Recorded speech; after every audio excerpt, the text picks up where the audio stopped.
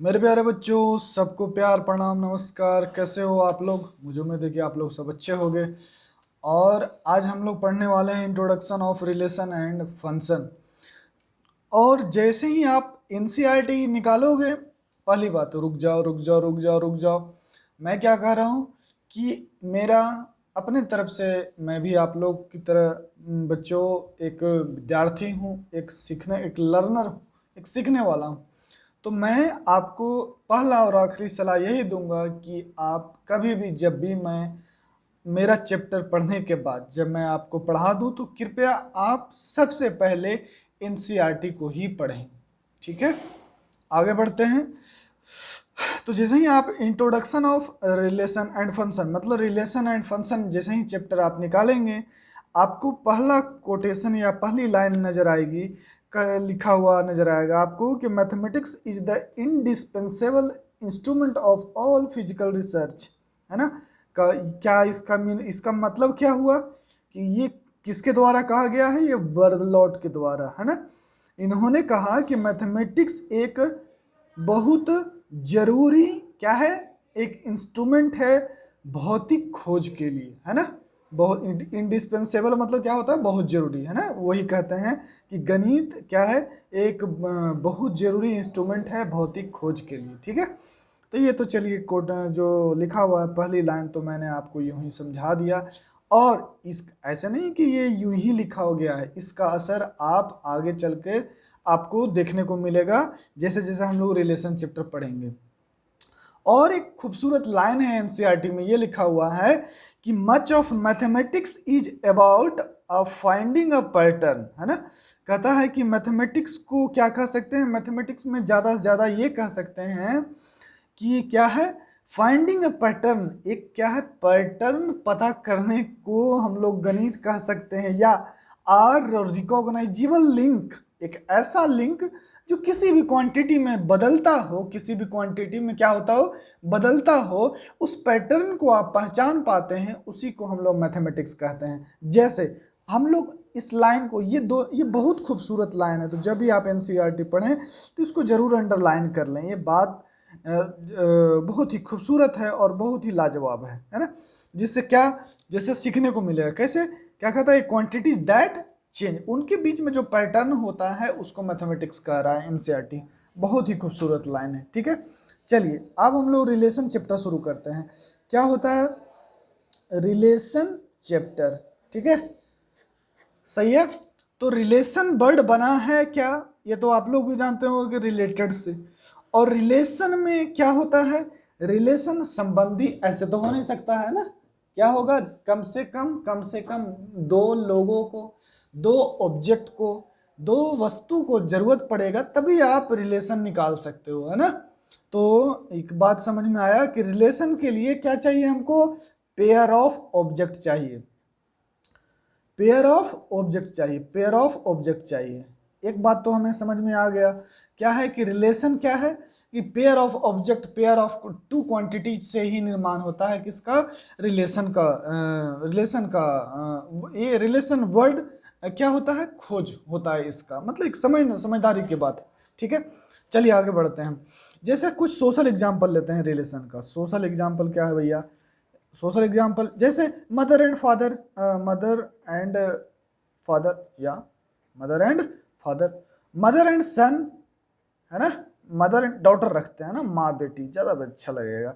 Father and son रखते हैं, father FATHER and son, father and सन।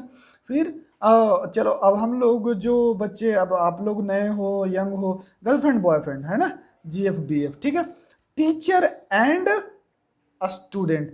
देखिए ये सब जो सोशल एग्जाम्पल मैं बच्चों ले रहा हूं, इनसे क्या पता चल रहा है हमें, क्या है, इससे ये पता चल रहा है, क्या पता चल रहा है कि ये क्या है, ये हमें पेयर ऑफ ऑब्जेक्ट चाहिए या पेयर ऑफ पर्सन चाहिए for a relation, pair of object और अ पर्सन चाहिए। ये सोशल एग्जाम्पल हो गया।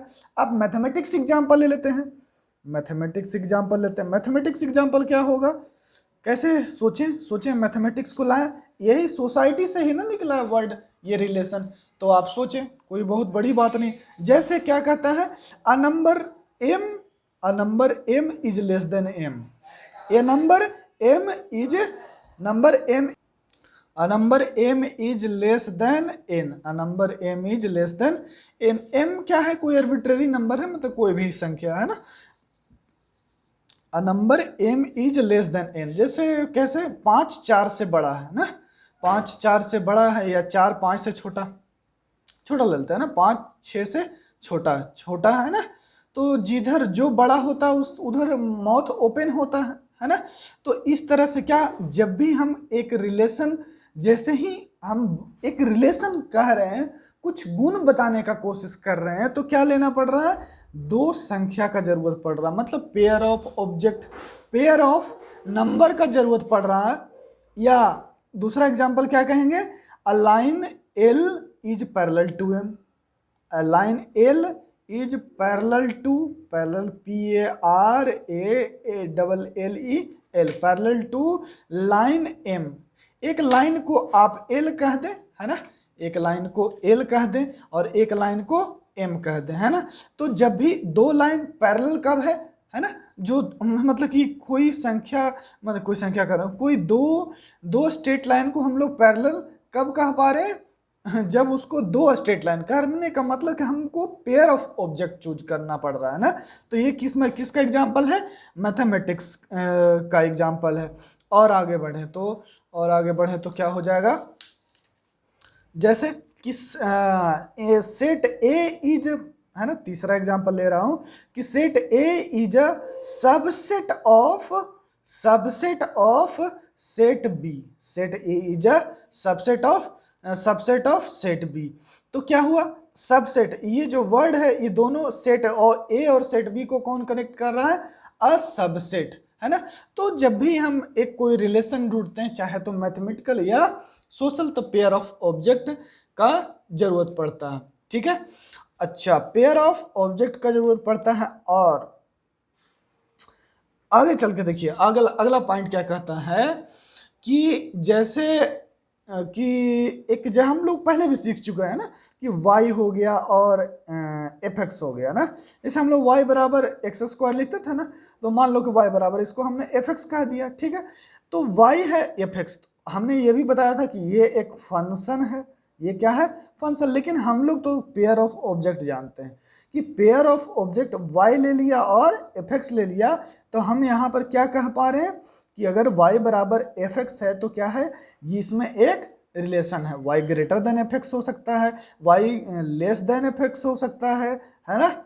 y क्या, y fx होता है, ये हो गया y greater than fx, y less than fx, and और क्या, और कुछ सोच सकते हैं, नहीं, और तो अभी ज़्यादा जानकारी नहीं। तो हमें ये बात समझ में आ रहा है, यहाँ से एक बात समझ में आया कि y और fx को जैसे ही हमने पेयर में उठाया, तो अच्छा, इसका मतलब फंक्शन भी क्या है, एक रिलेशन है। Function is also a relation, function क्या है, फंक्शन भी क्या है, एक रिलेशन है। FUNCTION is also a relation. पूरी बात समझ में आई, ठीक है। मैं जब तक आपको नोट करने के लिए ना बोलूं तब तक आप नोट नहीं करना, ठीक है। तो अभी तक कुछ भी नोट नहीं करना, जब मैं बोलूं अभी सिर्फ समझना है, सिर्फ प्रेम कहानी को आप समझने का कोशिश करें, ठीक है, कि सर क्या सुना रहे हैं। तो फंक्शन क्या है, function is also a relation, ये अपने आप आया है ना, ये कंक्लूड कर पाए हम लोग, समझ पाए कि फंक्शन क्या है, रिलेशन। अब क्वेश्चन एक बात आता है, ये सवाल उठता है कि क्या सभी फंक्शन, है ना, क्वेश्चन है कि ट्रू और फॉल्स का क्वेश्चन ले लें कि all function is a relation. पहला क्या है, पहला हम ले रहे हैं all function is a relation, और दूसरा क्या है, दूसरा क्या है कि all relation is a function, और रिलेशन इज अ फंक्शन।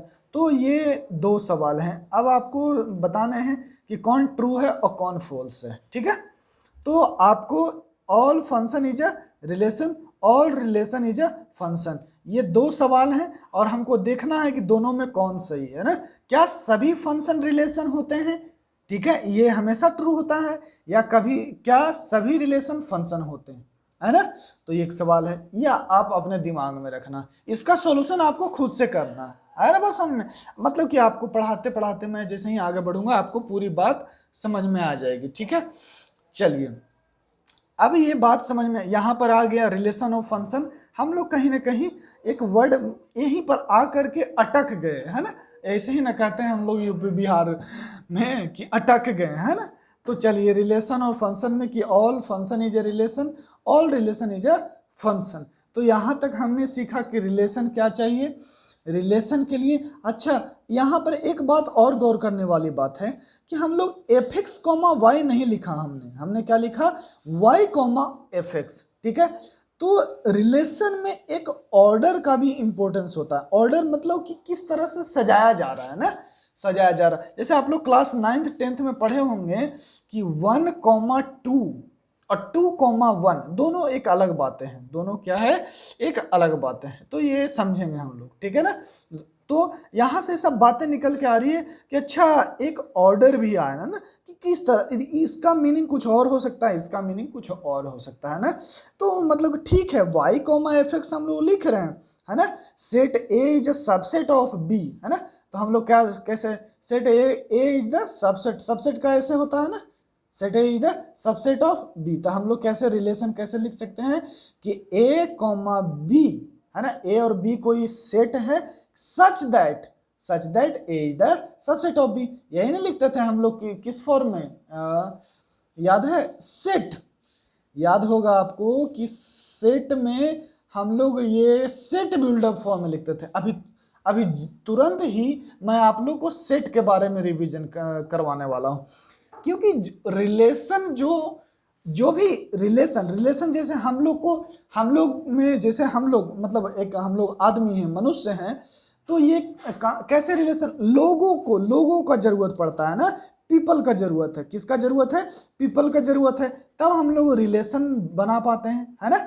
उसमें संबंधी के चाचा हैं, मामा हैं, मौसी हैं, मौसा हैं, फूफा हैं, फुआ हैं, ठीक है। तो क्या हमने यहाँ पीपल का जरूरत पड़ा। उसी तरह से इन मैथमेटिक्स में किसका जरूरत पड़ता है, मैथमेटिक्स में हम लोग पीपल नहीं, किसको जोड़ते हैं, सेट का जरूरत पड़ता है। क्या सेट का क्यों जरूरत है, जैसे पीपल में क्या हो गया, collection of man and women हो गए, ये हो गया पीपल, है ना। उसी तरह से सेट में क्या होता है, तो सेट क्या होता है मैंने आपको बतलाया है। तो यहाँ से जो बच्चे जिनको इंपॉर्टेंट लगे वो आप नोट कर सकते हैं, ठीक है। तो हम लोग पढ़ने जा रहे हैं सेट के बारे में। जो बच्चे सेट को डिटेल में पढ़ना चाहते हैं वो जा करके मेरा चैप्टर जो मैंने आपको सेट पूरा पढ़ाया है, बोर्ड पे पढ़ाया है, तो आप जाएं वहां पर रिवीजन कर ले, पूरा सेट अच्छे से पढ़ लें, फिर आगे बढ़ें, ठीक है।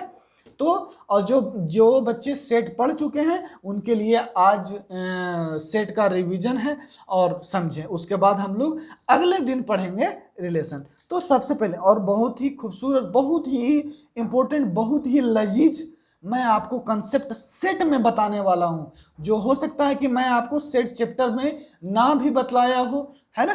तो चलिए जल्दी से हम लोग सेट चैप्टर को खत्म करते हैं और समझते हैं कि सेट है क्या, है ना। तो ये पूरी बात रिलेशन में क्या होता है, पेयर ऑफ ऑब्जेक्ट होता है। और हमने एक खूबसूरत बात क्या सीखा कि मच ऑफ मैथमेटिक्स, अगर मैथमेटिक्स के बारे में ज्यादा से ज्यादा बात करें तो क्या है, finding a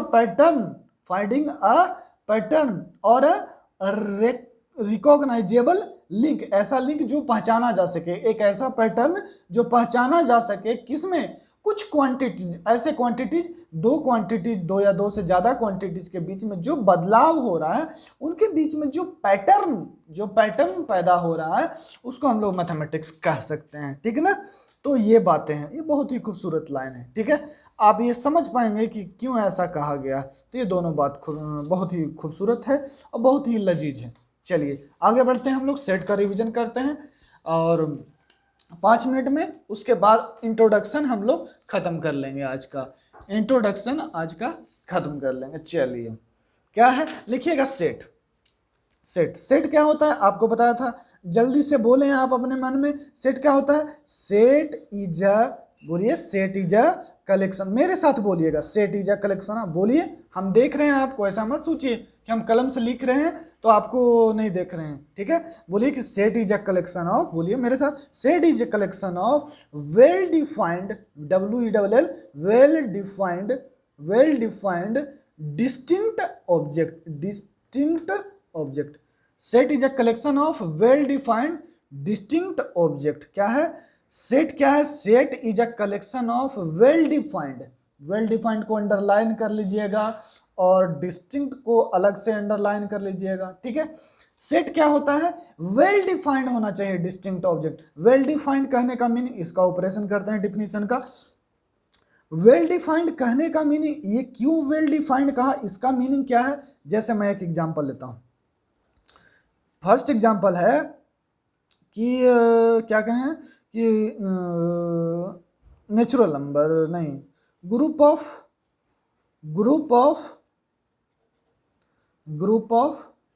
good people in a village. People group ही ना कहते हैं ना, हाँ ठीक है, group of good people in a village, ठीक है। अब एक गांव में अच्छे आदमियों का क्या है? ग्रुप है या कलेक्शन ऑफ, डायरेक्ट कहे ना कलेक्शन ऑफ, ये ग्रुप हटाया है ना, यहाँ पे कलेक्शन यूज कर रहे हैं तो यहाँ पे collection, the collection of good people in a village, collection of good people in a village. अब बताइए तो सबके अनुसार अच्छे आदमियों का विलेज में है ना, एक गांव में एक अलग अलग डिफिनीशन हो सकता है। कोई मतलब कि मान लो कि अक्षय कुमार साहब आएंगे तो वो उन्हें अच्छा कहेंगे जो ज़्यादा फिट होगा, जो ज़्यादा स्वस्थ होगा, जो एक्सरसाइज करता है, वो उनको वो अच्छा कहेंगे, है ना। अच्छा, और कोई मान लो कि कोई संत, कोई साधु संत आ जाते हैं, मान लो कि कोई साधु संत आ जाते हैं, तो वो किसको कहेंगे? जो भगवान को या जो परमात्मा को अच्छी तरह से प्रार्थना करता होगा, पूजा करता होगा, या कहें कि जो नमाज अदा करता होगा, तो उसको हम लोग क्या, उसको क्या कहेंगे? उसको वो अच्छा लोग कहेंगे, है ना। तो ये कंफ्यूजन हो गया, कंफ्यूजन नहीं होना चाहिए, कंफ्यूजन नहीं होना चाहिए। तो ये कलेक्शन क्या हो गया? कलेक्शन को ही ना सेट बोला जाता है, तो ये सेट नहीं है, this is not a set, not a set, ये एक सेट नहीं, इसको सेट नहीं बोलेंगे। अब वो समझ में कलेक्शन क्या होना चाहिए? वेल डिफाइंड का मतलब समझ गए। और डिस्टिंक्ट कहने का मतलब कहता है, मान लीजिए कोई सेट है, ठीक है, सेट को करली ब्रैकेट से डिनोट करते हैं, ये भी आप लोग जानते हैं, और ए ऐसे आप लिखते हैं, ये सेट नहीं बोलेंगे, इसको क्या बोलेंगे? सेट नहीं बोलेंगे, ठीक है, कोई मतलब ही नहीं। अब बताइए सेट क्या है? कलेक्शन है।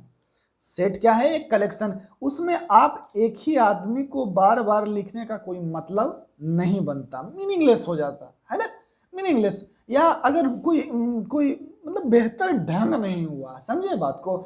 इसीलिए हम लोग क्या करेंगे? पूरी तरह से डिफिनीशन को फॉलो करेंगे। सेट क्या हो गया? Set is a collection of well defined distinct, मतलब वेल डिफाइंड भी होना चाहिए और डिस्टिंक्ट भी होना चाहिए। डिफिनीशन पूरी तरह से क्लियर है, कोई दिक्कत नहीं है, ठीक है। आगे चलते हैं।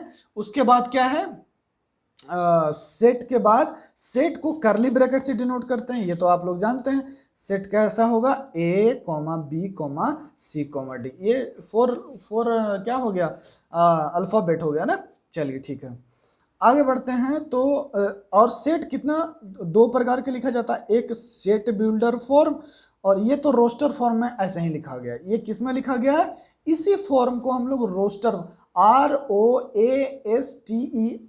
रोस्टर फॉर्म क्यों कहा गया? रोस्ट मतलब समझते हैं, रोस्ट मतलब नहीं देखते हैं कि दो चीज, जैसे बर्गर फॉर्म भी कह सकते हैं आप, नहीं देख रहे हैं? दो बर्गर के बीच में A, B, C, D, है ना, प्याज, वो क्या, पाव रोटी, और क्या होता है, खीरे, और कुछ है होता है ना, वो पतला सा, तो वो हो गया। आई बात समझ में? कोई दिक्कत नहीं है। ये roster form. Set builder form क्या होता है? सेट बिल्डर फॉर्म क्या होता है? सेट बिल्डर फॉर्म याद है किसी को? सेट बिल्डर फॉर्म क्या होता है, याद है? तो सेट बिल्डर फॉर्म को याद रखिएगा कि सेट बिल्डर फॉर्म को क्या लिखते हैं? यहां पे लिखते हैं टाइप ऑफ ऑब्जेक्ट। अभी एग्जांपल देके बताते हैं। क्या लिखते हैं? Type of object. और यहां पर क्या होता है? Rule for collection. यहां पे क्या लिखते हैं? Rule for collection. जैसे मान लीजिए कि सेट ऑफ नेचुरल नंबर लिखना है, तो 1 2 3 4 5 6 and so on, A dot dot dot यहाँ बंद कर दीजिए, चला जाएगा, अनंत तक जाएगा, इनफाइनाइट तक जाएगा। अब इसको कैसे लिखें? यहाँ टाइप ऑफ ऑब्जेक्ट, इस ऑब्जेक्ट को मान लीजिए 1 2 3 4 5 6 को लिखने क्या मान लिए, एक्स मान लिए। यहाँ पे क्या देना है, ये सच दैट का साइन है, तो इसको लिख दीजिए सच दैट क्या है कि रूल फॉर कलेक्शन, कलेक्शन क्या है, नेचुरल नंबर से लेना है, तो कैसे लिख देंगे, x belongs to natural number. अब ये देखिए ये रोस्टर फॉर्म हो गया, ये क्या हो गया, सेट बिल्डर फॉर्म। कोई दिक्कत है तो हमें नहीं लग रहा होगा कि आपको अभी तक कहीं पर कोई परेशानी आ रही होगी समझने में। आया बात समझ में? तो हम लोग चलते हैं, आगे बढ़ते हैं। आगे क्या है भैया, रोस्टर फॉर्म हो गया, सेट बिल्डर फॉर्म हो गया, तब सबसेट, सबसेट पढ़ते हैं जल्दी से। सबसेट क्या होता है, कितना टाइम बचा है, हाँ 5 मिनट में खत्म कर लेते हैं। सबसेट है ना, सबसेट, सब मतलब क्या होता है, ऑपरेशन कीजिए, सब मतलब पार्ट, पार्ट सेट के हिस्से को हम लोग सबसेट कहेंगे, सिंपल है बात। सेट को हिस्से को, सेट के हिस्से को क्या कहेंगे, सबसेट कहेंगे, कोई दिक्कत नहीं, ठीक है। इसका 2 डिफिनीशन बताऊंगा, एक डिफिनीशन जो आप लोग जानते हैं समझते हैं, सेट का हिस्सा, और एक मैं बताऊंगा इसके जस्ट उल्टा, है ना, जस्ट उल्टा, उल्टा माने समझिए कि क्या कहें कि मतलब कि क्या कैसे कहें, मान लीजिए कि आप ऐसा कोई निगेटिव सेंस में भी कभी कभी नहीं सेंटेंस बोल देते हैं, जैसे मान लीजिए आप झूठ बोल रहे हैं, ठीक है ना। जैसे आपसे हम पूछें, मान लीजिए कि आपके पिताजी घर में हैं, तो मैं पूछूं कि आपके पिताजी घर में हैं, तो नहीं नहीं नहीं मेरे पापा घर में नहीं है, मेरे पापा तो नानी घर गए हैं, ठीक है, नानी घर गए हैं, ऐसे बोल दिया आपने, ठीक है। तो और मैं आपके नानी घर ही आया हूँ, और आप क्या बोल रहे हैं कि नहीं नहीं नहीं नहीं मेरे पापा यहाँ नहीं है, मेरे पापा नानी घर है, मतलब है वही, लेकिन आप क्या आप भी नानी घर हैं आपके।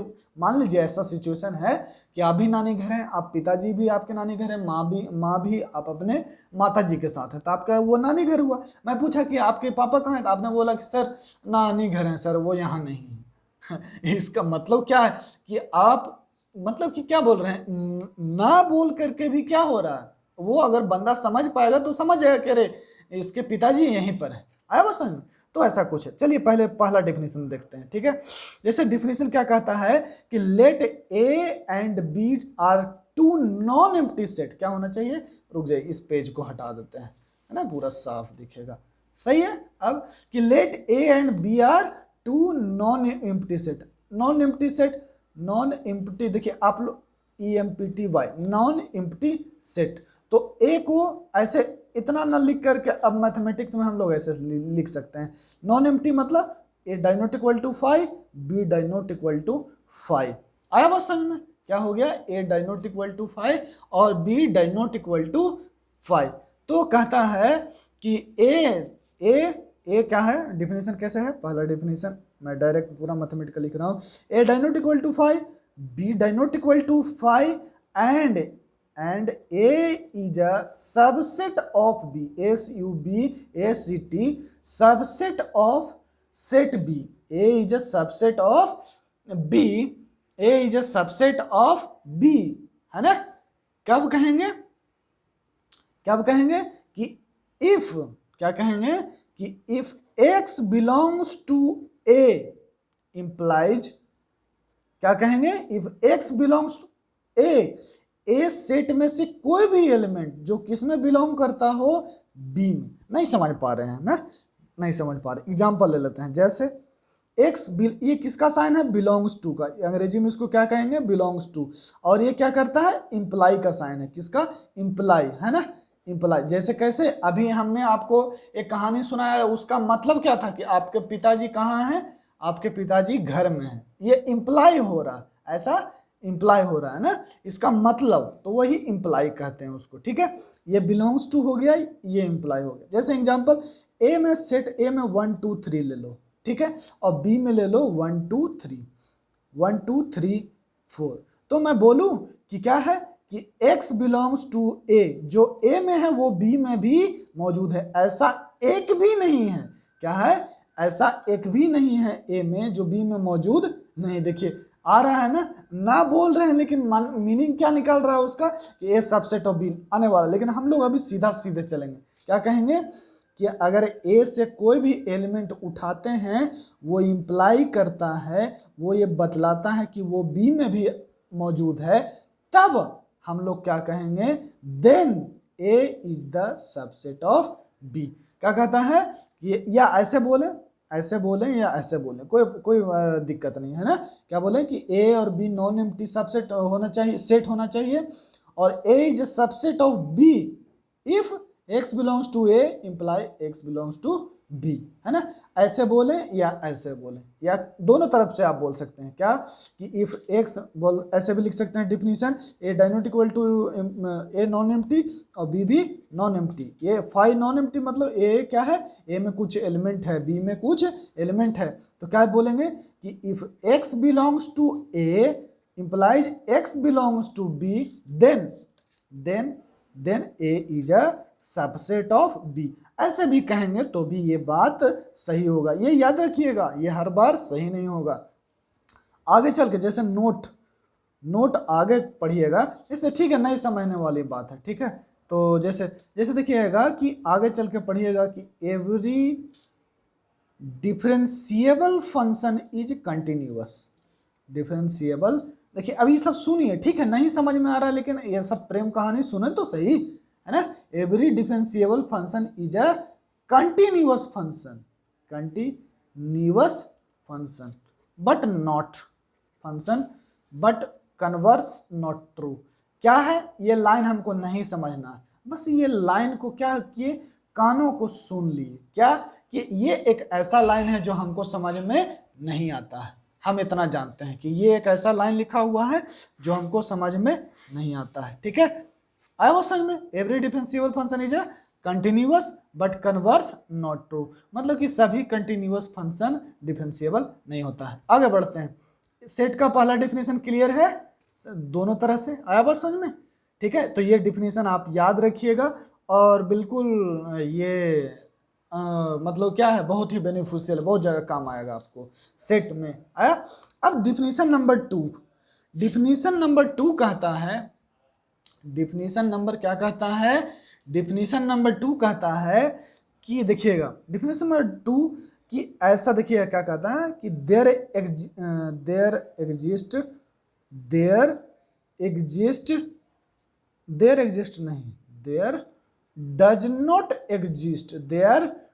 Not exist x belongs to A, x belongs, किसका साइन होता है, belongs to. There does not exist, ऐसा कोई भी एग्जिस्ट x नहीं करता, there does not exist x belongs to a such that x does not belongs to b।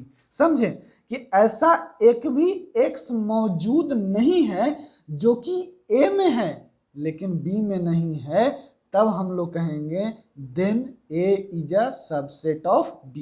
Then क्या कहेंगे, then we say a is a subset of b। ये समझ रहे हैं क्या है, हम बोल रहे हैं कि नहीं करता है ना, कि अब इसको साफ हिंदी में कैसे बोलेंगे कि x कि a में ऐसा एक भी नहीं है एलिमेंट है जो b में मौजूद नहीं है। इसका मतलब क्या हुआ, a का सारा एलिमेंट किस में मौजूद है, b में। फॉर एग्जाम्पल देखिएगा, आप तो जानते हैं कि एम्प्टी सेट है ना, क्या जानते हैं, एग्जाम्पल क्या है कि एम्प्टी सेट इज, आप इतना तो सेट पढ़े होंगे तो सुने ही होंगे कि empty set is a subset of all set, है ना। सभी सेट का वो क्या होता है, सबसेट होता है। तो कैसे ये सही हो गया, ध्यान से देखिएगा, ठीक है, कि there does not exist x belongs to phi such that x does not belongs to, आपका नाम क्या है, आपका नाम चलिए कुछ भी है, मान लीजिए कि दिनेश है, डी नहीं डी मान लेते हैं, चलिए डी ठीक है। तो डी कुछ भी मान लिए ना, क्या कहा कि there does not exist x belongs to 5, इसमें ऐसा कुछ भी नहीं है। क्या कह रहा है कि इसमें ऐसा कुछ भी नहीं है जो डी में मौजूद नहीं है। तो क्या हो गया, डी हमने अपने खुद से माना था, मतलब कोई भी आप डी के बदले पी मान लीजिए, क्यू मान लीजिए, आर मान लीजिए, एस मान लीजिए, मतलब दुनिया का कोई भी सेट आप यहाँ मान सकते हैं। पक्का है ना, पक्का। तो हम लोग क्या कहेंगे, there does not exist x belongs to five such that x does not belongs to A मान लेते हैं। चलिए ऊपर ए मानते आ रहे हैं, यहाँ पर भी ए मान ले, ठीक है। तो ए क्या है, ऐसे ही कुछ भी मान लिए, ठीक है। तो क्या हो गया, इसका मतलब यहाँ से उठा के देखिए कि ये चीज था तो ए सबसेट ऑफ बी होता था, तो 5 भी क्या होगा, सबसेट ऑफ ए होगा। मतलब कि यहाँ से प्रूफ हो गया, हेंस प्रूव्ड, क्या हो गया कि इम्प्टी सेट दुनिया का सभी सेट का सबसेट होता है। इस वीडियो को फिर से रिवाइंड करके देख लीजिएगा, यहाँ से यहाँ तक बहुत मज़ेदार चीज़ मिलेगा, ठीक है, और बिल्कुल समझ में आ जाएगा, टेंशन मत लीजिएगा। और अगर इसके बाद भी नहीं समझ में आता है तब तो आइए कोई हमारे साथ जुड़िए और उसके बाद हमसे डाउट क्लियर कीजिए, ठीक है। आगे बढ़ते हैं, ठीक। अच्छा अब देखते हैं power set, last definition.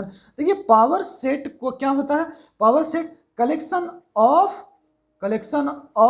All subset of a set, collection of all subset of a set, क्या कहेंगे कि power set is a set, power set भी क्या होता है, एक सेट होता है ना पावर सेट। तो ये क्या है, collection of all subset of a set. जैसे सेट मान लीजिए ए क्या है, सेट मान लीजिए 1 2 डिस्टिंक्ट एलिमेंट है और करली ब्रैकेट में बंद है, ठीक है, ये सेट है। इसका सबसेट निकालें तो कैसे निकालेंगे, 1 सबसेट बना सकते हैं, 2 फिर कैसे 1 2, फिर क्या होगा, एक तो जानते हैं कि इम्प्टी सेट दुनिया का सभी सेट का सबसेट होता है। देखिएगा बहुत ही मजेदार चीज आने वाला है, क्या मजेदार चीज आने वाला है उस पर गौर फरमाइएगा आप लोग, ठीक है। पहली बात देखिएगा, अब यहां से समझिएगा कि पावर सेट क्या होता है। देखिए पावर सेट को हम सेट बिल्डर फॉर्म में लिख रहे हैं, किसके फॉर्म में, सेट बिल्डर फॉर्म में।